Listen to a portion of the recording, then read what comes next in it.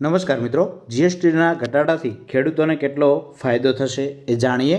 નવા હો તો ચેનલને સબસ્ક્રાઈબ, લાઇક અને શેર કરજો, જેથી નવી અપડેટ મળતી રહે. ખેડૂતોને તેમના સાધનો અને સિંચાઈ ઉપર 12% અને 18% જીએસટી હતો. તેમાં હવે કેટલો જીએસટી કરવામાં આવ્યો છે? 5% કરવામાં આવ્યો છે. તો તેની અંદર કઈ રીતના ફાયદો થશે? દાખલા તરીકે 1 લાખની વસ્તુ હોય તો તેની અંદર 18% જીએસટી પહેલાં હતો, તો તમારે 18,000 વધારે આપવાના થતા હતા. તો હવે તેની અંદર તમારે 5,000 જ રૂપિયા આપવાના થશે, એટલે કે રૂપિયા 13,000નો ફાયદો થશે. અમુક વસ્તુની અંદર 12% જીએસટી હતો, તો 1 લાખે તમારે 12,000 આપવાના થતા હતા. હવે તેની અંદર 5,000 રૂપિયા આપવાના થશે, તો એ 7,000નો ફાયદો થશે.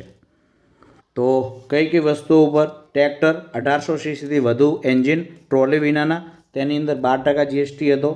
15 એચપીથી ઓછા ડીઝલ એન્જિન, હાર્વેસ્ટ થ્રેશર, ત્યારબાદ સોઇલ પ્રિપેરેશન, મરઘા ઉછેર, મધમાખી ઉછેર માટેની મશીનરી, ડ્રીપ સિંચાઈ નોઝલ, હેન્ડપંપ, ખાતર બનાવવાના મશીનો, ત્યારબાદ પ્રાકૃતિક મેન્થોલ અને જૈવિક ખાતર, ટ્રેક્ટરના ટાયર અને ટ્યુબ, ટ્રેક્ટરના અલગ અલગ પાર્ટ્સ, ખાતર માટેના એમોનિયા, સલ્ફ્યુરિક, નાઇટ્રિક એસિડ, એની અંદર 12% અને જીએસટી 18% હતો.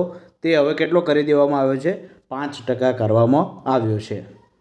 તો કૃષિ મશીનરીની જેમ ડ્રીપ સિસ્ટમ, લણણી મશીનના વગેરે પર પહેલાં 12% જીએસટી હતો, હવે 5% લાગશે.